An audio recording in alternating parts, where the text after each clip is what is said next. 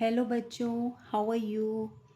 This is me, your science educator Sapna Saklani, and you are watching my YouTube channel Sapna Science Tutorial.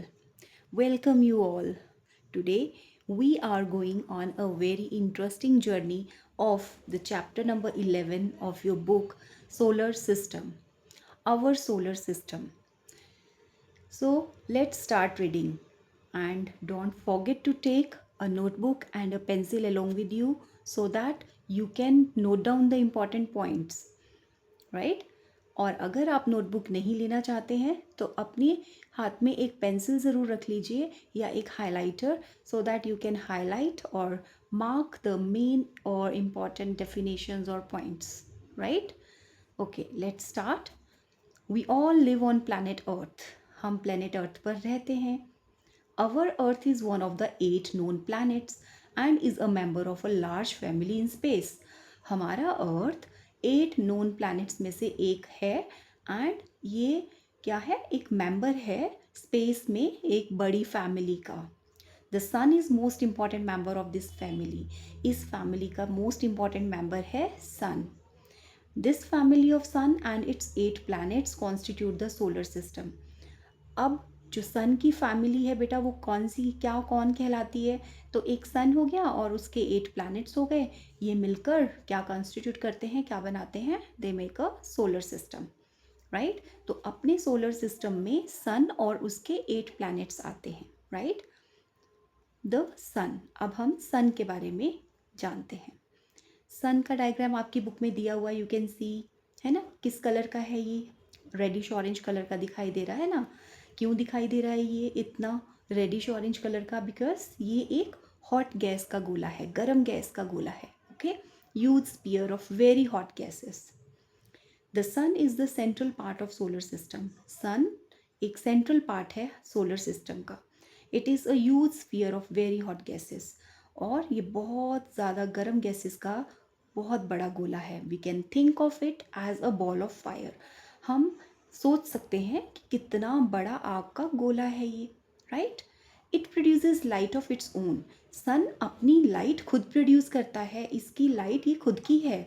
It is दस अ luminous body. इसीलिए सन एक luminous body कहलाता है. Luminous body कौन सी होती है बेटा? जो अपनी लाइट खुद प्रोड्यूस करती है. It is also very large and massive as compare to all planets. ये बहुत बड़ा है, बहुत भारी है और बहुत मैसिव बोल सकते हैं ना, बहुत ही बड़ा है. और सभी प्लैनेट्स के कंपैरिजन में अगर हम देखें तो सन बहुत लार्ज एंड मैसिव है बाकी प्लैनेट्स के कंपैरिजन में. It appears small to us due to its very large distance from Earth. ये हमें बहुत छोटा दिखता है क्योंकि अर्थ से ये बहुत लार्ज डिस्टेंस पे प्रेजेंट है. The sun is a source of huge energy. ये सन हमारे अर्थ पे एनर्जी का एक बहुत बड़ा सोर्स है. It gives out energy in the form of heat and light. ये हम सबको किस फॉर्म में एनर्जी देता है? हीट की फॉर्म में और लाइट की फॉर्म में एनर्जी देता है.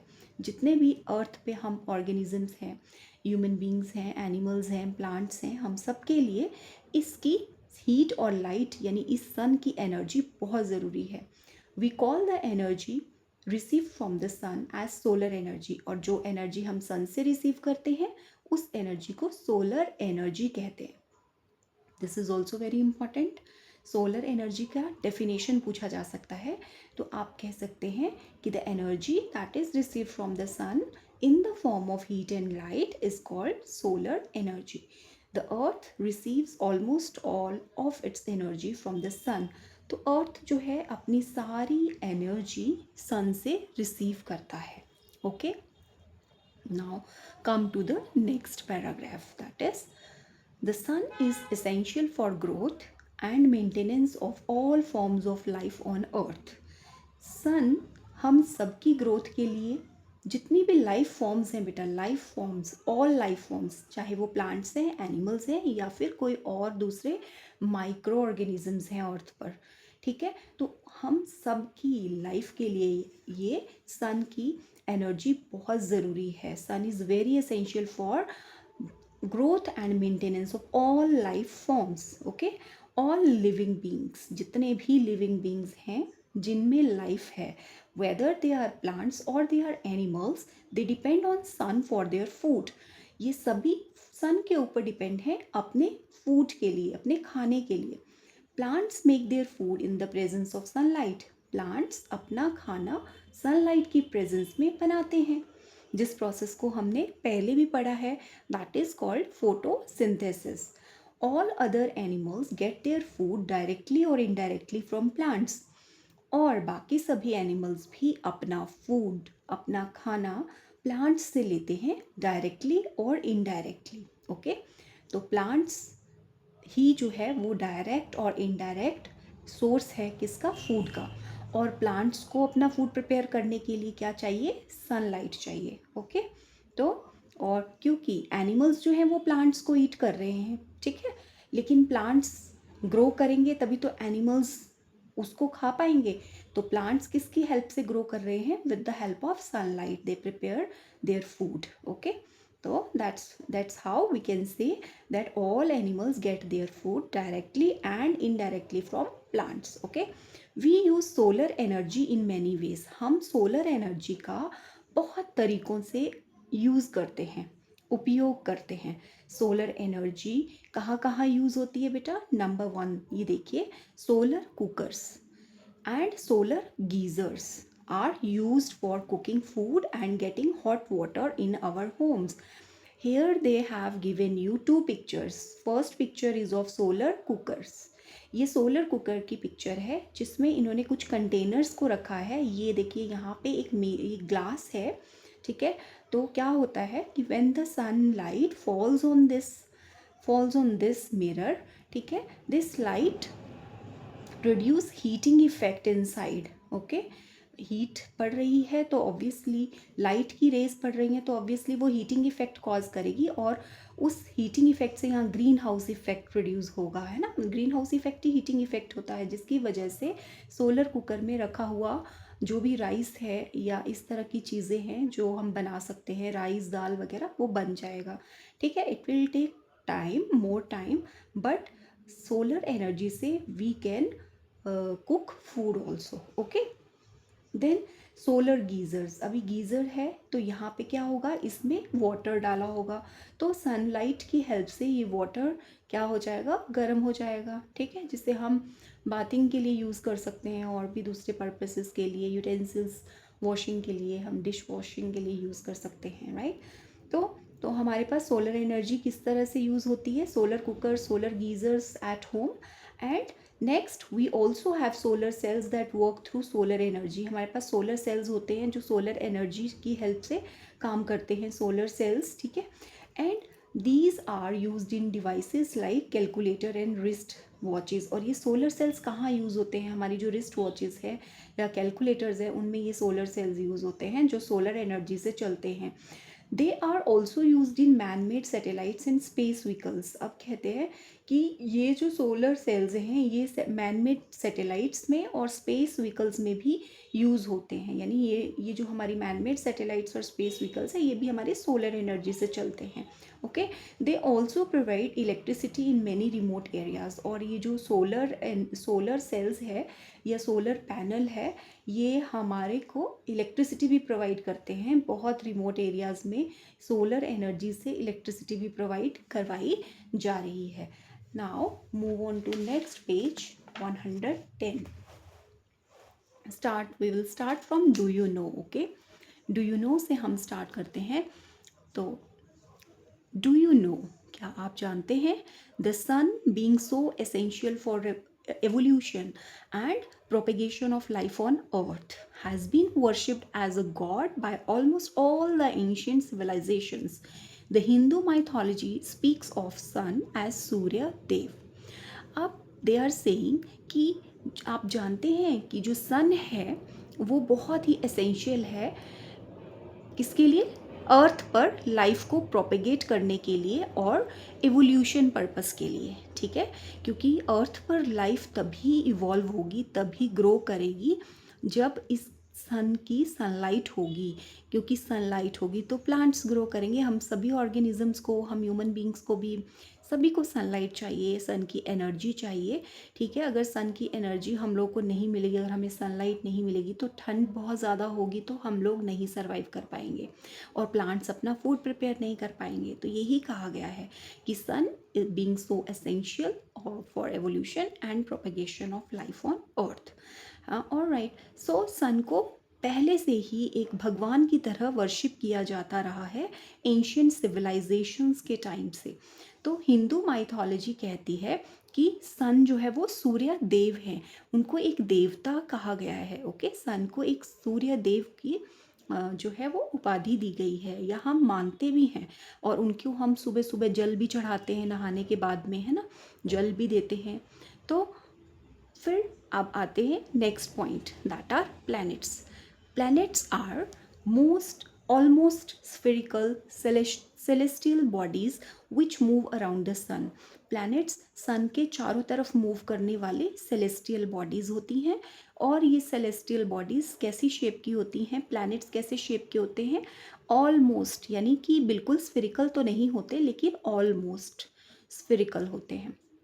This movement is known as revolution. इस मूवमेंट को रेवोल्यूशन कहा जाता है। किस मूवमेंट को रेवोल्यूशन कहा जाता है? जब सन सेंटर में हो, सन सेंटर में हो और सन के आसपास जो है वो प्लैनेट्स अपने ऑर्बिट में मूव कर रहे होते हैं। तो ये जो मूवमेंट है अराउंड द सन इन प्लैनेट्स के द्वारा, इस मूवमेंट को रेवोल्यूशन कहा जाता है, right. Each planet revolves around the sun in a definite path. हर प्लैनेट, जो भी 8 प्लैनेट्स हैं, सभी के सभी सन के चारों तरफ रिवॉल्व करते हैं। ठीक इसी तरह अपने ऑर्बिट में ये जो पाथ बन रहा है जिस पे ये प्लैनेट मूव करता है, इसी को हम क्या कहते हैं? ऑर्बिट कहते हैं। तो ऑर्बिट क्या होता है? This is also very important, you can highlight this line. The path that is nearly circular. कहते पूरी तरह गोल नहीं होता है, बट लगभग गोल होता है, ठीक है। उसी पाथ को ऑर्बिट कहते हैं, प्लैनेट का पाथ कहते हैं। Planets do not have light of their own. Planets की अपनी खुद की लाइट नहीं होती है। हाईलाइट कर लीजिए इस लाइन को, ठीक है। कई बार ये एमसीक्यूज में भी पूछा जा सकता है कि do planets have their own light? No. Our Earth has its own light? No. तो planets do not have its own light. Sun has its own light. Moon do not have its own light, ठीक है। Moon जो है वो किसकी light से दिखता है? हमें सन की लाइट से दिखता है, ठीक है। तो ये सारी चीज़ें आपको ध्यान में रखनी है। There next line, their observed brightness is only due to the sunlight reflected by them. अब कहते हैं कि प्लैनेट्स की अपनी लाइट नहीं होती है, तो देयर ऑब्जर्व ब्राइटनेस, तो हमें ये ब्राइट क्यों दिखाई दे जाते हैं? ये प्लैनेट्स आप देख रहे होंगे पिक्चर में, तो ये प्लैनेट्स हमें ब्राइट क्यों दिखाई दे रहे हैं? क्योंकि ये क्या कर रहे हैं? सन की लाइट को रिफ्लेक्ट कर रहे हैं। ये सन है और सन की लाइट को ये रिफ्लेक्ट कर रहे हैं और हमें ये दिखाई दे जा रहे हैं। Okay, do you no, next है, क्या आप जानते हैं एस्ट्रोनॉमर जॉन्स कैपलर और जर्मन 1571 टू 1630 इसका टाइम पीरियड है कि 1571 में ये बॉर्न हुए एंड 1630 में इनकी डेथ हुई। और इस टाइम पीरियड के बीच में जो इसका लाइफ टाइम था, जॉन्स कैपलर का, एक जर्मन एस्ट्रोनॉमर थे, साइंटिस्ट थे, उन्होंने क्या पाया? That orbits of planets were not exactly circles. कि जो ऑर्बिट्स होते हैं प्लैनेट्स के, जो पाथ होता है प्लैनेट का, वो एग्जैक्टली सर्कुलर नहीं होता है as considered by Aristotle and Copernicus. जैसा कि एरिस्टोटल और कॉपरनिकस ने माना था कि ये सर्कुलर होता है पाथ, लेकिन जो जॉन स्कैपलर थे उन्होंने बोला कि नहीं, ये जो ऑर्बिट होता है प्लैनेट्स का सर्कुलर नहीं होता है, बट ये कुछ कैसा होता है? More like flattened egg. ये फ्लैटेंड एग की तरह होता है, जैसे कि एग होता है ना, एग की शेप होती है कुछ इस तरह से। तो इस तरह से कुछ फ्लैटेंड एग की तरह होता है। और इस शेप को, ये जो फ्लैटेंड एग लाइक शेप है बच्चों, इसको कहा जाता है एलिप्सिस और एलिप्सॉइडल शेप। ओके, एलिप्सॉइडल भी लिख सकते हैं, एलिप्सिस भी लिख सकते हैं। According to Kepler, the path of a planet around the sun, that is its orbit, is elliptical in shape. तो कैपलर के अकॉर्डिंग क्या कहा गया कि जो भी प्लैनेट्स का पाथ होता है, जो ऑर्बिट होता है, उसका शेप होता है एलिप्टिकल शेप। ओके, तो ये इसमें कहा गया है। Right. There are 8 planets in our solar system. 8 planets हैं हमारे सोलर सिस्टम के अंदर. All these planets are at different distances from the sun. और ये सारे planets जो हैं सन से अलग अलग डिस्टेंस पे हैं. अब देखिए ये सन है, ठीक है, as you can see in the picture in your book, this is sun. And sun के सबसे पहले इंक्रीजिंग ऑर्डर में ये अरेंज्ड है ना, कि सबसे नज़दीक कौन सा है, फिर सबसे दूर कौन सा है, ऐसे करके, ठीक है, इंक्रीजिंग ऑर्डर में, राइट. तो सबसे पहले कौन सा प्लेनेट है आपका, मर्करी. तो इंक्रीजिंग ऑर्डर में हम देखते हैं कि सन से डिस्टेंस में कौन सा प्लेनेट सबसे नज़दीक है, Mercury. Mercury is the first planet और the nearest planet, closest planet to the sun, right. And उसके बाद है Venus, then Earth, then Mars, then Jupiter, Saturn, Uranus, and the last planet which is very far or the farthest planet is Neptune. Okay बच्चों, तो ये 8 planets का जो है आपको increasing order on the basis of the distance, their distance from sun आपको learn होना चाहिए. और इसके लिए, इसको लर्न करने के लिए आपको मैं एक ट्रिक बताती हूँ जो कि मैंने आपके लिए यहाँ बनाई है. आप यहाँ पे देख सकते हैं, ठीक है, ये ट्रिक मैंने आपके लिए बनाई है. यहाँ पे अगर आपको दिखाई दे रही हो तो ये देखिए, ये दिख रही है आपको trick to learn names of 8 planets. ये देखिए, ये हमारा सोलर सिस्टम है, ये सन है. सन के साथ में ये कौन सा प्लेनेट है, मर्करी, ठीक है. फर्स्ट प्लैनेट मर्करी, आपको लर्न होना चाहिए कि फर्स्ट प्लैनेट कौन सा है, मर्करी. सेकेंड नंबर पे वीनस, थर्ड नंबर पे हमारा अर्थ आता है, फोर्थ नंबर पे मार्स है, फिफ्थ नंबर पे जुपिटर है, सिक्स नंबर पे सैटर्न है, सेवेंथ नंबर पे यूरेनस है, और एट्थ नंबर पे नेपच्यून है. ओके, तो these are the planets. And the green pen से जो मैंने बनाया है circle type, that is orbit, ठीक है, or the path of these planets in which these planets are revolving around the sun. तो इस तरह से, कुछ इस तरह से ये सन के चारों तरफ इस तरह से ये फ्लैटेंड एग की तरह शेप बनाते हैं ये ऑर्बिट्स की, ठीक है. ओके, और now come to the trick.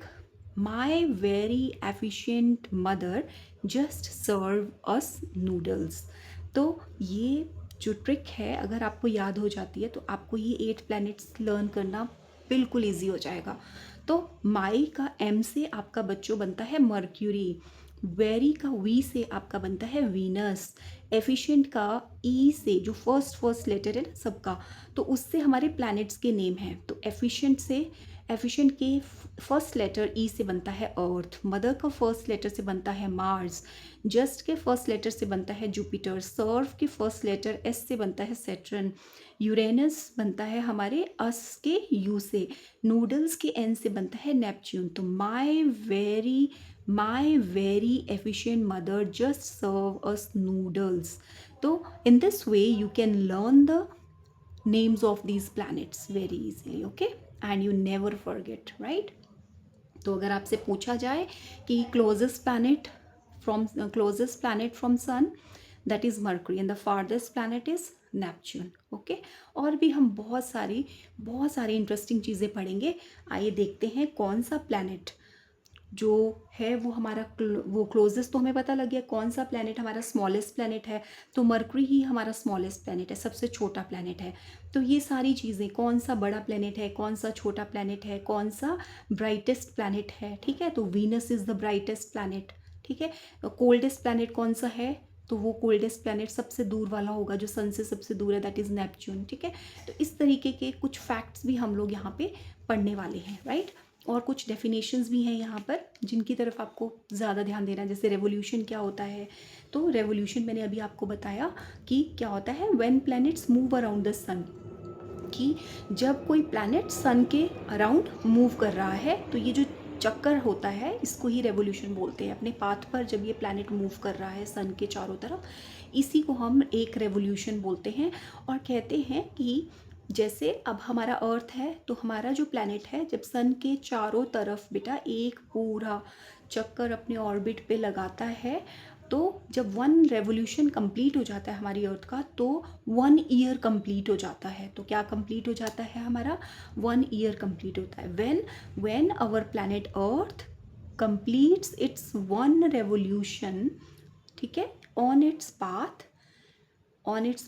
ठीक है. तो that one complete revolution forms 1 year. Okay, तो हमारा 1 साल हो जाता है. और जो हमारे सीजन्स हैं वो भी रेवोल्यूशन, अर्थ की रेवोल्यूशन के कारण ही हमारे सीजन्स बनते हैं. Okay, summer season, spring season, winter season, spring season, summer season, है ना, ये जो सीजन्स होते हैं, राइट. फिर अभी हमारा जो अर्थ है इसको हम क्या कहते हैं, ब्लू प्लैनेट भी कहते हैं. तो ये भी आपको पता होना चाहिए, ठीक है. ऑर्बिट तो आपको समझ आ ही गया होगा कि ऑर्बिट क्या होता है. ऑर्बिट ऑफ प्लैनेट का शेप कैसा होता है, फ्लैटेंड एग की तरह शेप होता है. और ऑर्बिट क्या होता है, it is the path of the planet on which planet moves, ठीक है, अराउंड द सन. और शेप कैसा होता है ऑर्बिट का, एलिप्सॉइडल, जिसको हम फ्लैटेंड एग शेप भी बोलते हैं, एलिप्सॉइडल शेप. और ये किसने बोला था, ये कैप्लर ने बोला था, जो कि एक जर्मन एस्ट्रोनॉमर थे. ओके, तो ये बहुत ही इंपॉर्टेंट फैक्ट्स थे जो कि आप सबको पता होने ही चाहिए, राइट. तो नेक्स्ट पैराग्राफ में क्या है कि there are 8 planets in our solar system. हमारे सोलर सिस्टम में कितने प्लैनेट्स हैं, 8 प्लैनेट्स हैं, ठीक है. All these planets are at different distances. और ये सभी के सभी प्लैनेट्स अलग अलग डिस्टेंसेस पे हैं, एज यू कैन सी, है ना. देखो अर्थ यहाँ पे है, मार्स यहाँ पे, और इनके बीच में एक डिस्टेंस है. मार्स और जुपिटर के बीच में कितना डिस्टेंस है, जुपिटर सैटर्न के बीच में. तो ये सर्टेन डिस्टेंसेस पे ही हैं और अपने ही ऑर्बिट पे ही मूव करते हैं, राइट. ठीक है, ड्यू टू ग्रेविटी ये अपने ऑर्बिट से इधर उधर नहीं जा सकते हैं. एक फोर्स ऑफ अट्रैक्शन है इनके बीच में भी, जिसके कारण जो है ये अपने ही ऑर्बिट पे मूव करते रहते हैं, right. The planets of a solar system in increasing order of their distances from the sun are Mercury, Venus, Earth, Mars, Jupiter, Saturn, Uranus, Neptune, as I told you earlier. Okay, so now अब आपको ये learn हो गए होंगे. Mercury, mercury के बाद Venus, Venus के बाद Earth, Mars, Jupiter, Saturn, Uranus, Neptune, right. तो लेट्स कम टू और move on to the next page, that is this page, जहाँ पे हम पढ़ेंगे मर्करी के बारे में. ओके, तो let us now learn more about these planets. Mercury, mercury को हम बुध भी कहते हैं, ठीक है, हिंदी में हम बुध भी कहते हैं मर्करी को, ठीक है, बुध ग्रह बोलते हैं ना वो. तो मर्करी क्लोजेस्ट टू सन है, Mercury planet closest to sun. It is a dry, hot and almost airless planet. इसमें हवा नहीं है, इसीलिए बहुत सूखा और बहुत गर्म है. And also smallest planet, Mercury smallest planet भी है. And there is no atmosphere on Mercury, Mercury पे अर्थ की तरह कोई एटमोसफियर नहीं है. The light and heat of sun reach the side of Mercury facing the sun directly. This side becomes very hot. अब कह रहे हैं कि मर्करी की जिस साइड पे सन की हीट और लाइट पड़ती है वो साइड जो है मर्करी की बहुत गर्म होती है. ऑब्वियसली जिस साइड पे ज़्यादा हीट और लाइट पड़ेगी वो साइड बहुत गर्म होगी. Other side remain comparatively colder. और जो मर्करी की दूसरी साइड होती है वो बहुत ठंडी रहती है, ठीक है, उस दूसरी साइड के कंपैरिजन में. तो नेक्स्ट प्लैनेट है वीनस, जो कि सन के नियरेस्ट है ये भी, ठीक है, नियरेस्ट टू सन है. Venus is the second planet, और in Hindi it is also called Shukra. Shukra ग्रह बोलते हैं ना हम लोग हिंदी में. आपने मम्मा पापा से सुना होगा कि शुक्र ग्रह है ना, तो दैट इज़ वीनस. तो वीनस कैसा होता है बेटा, size nearly same to that of Earth. हमारी अर्थ के बराबर का साइज है वीनस का.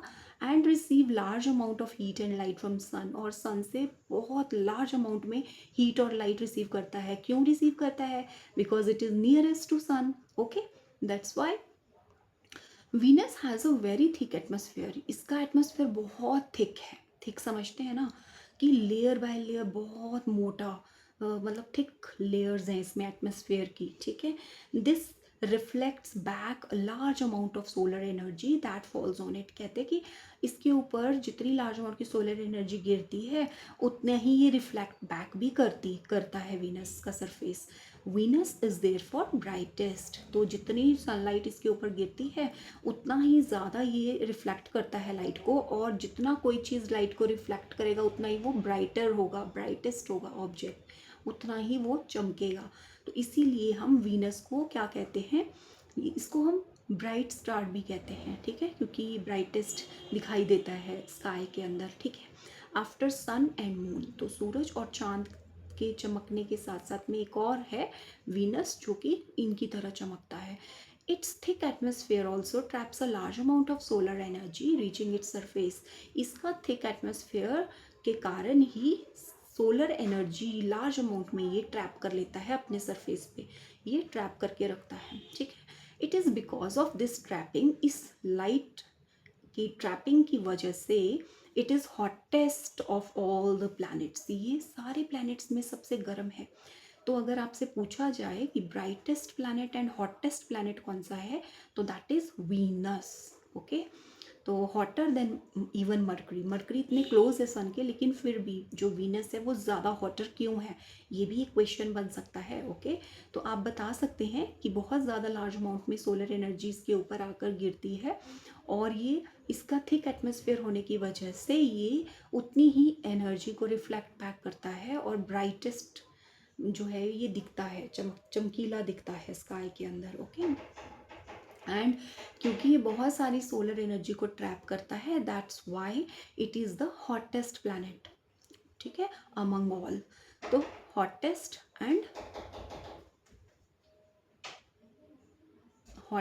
एंड ब्राइटेस्ट प्लैनेट है, राइट।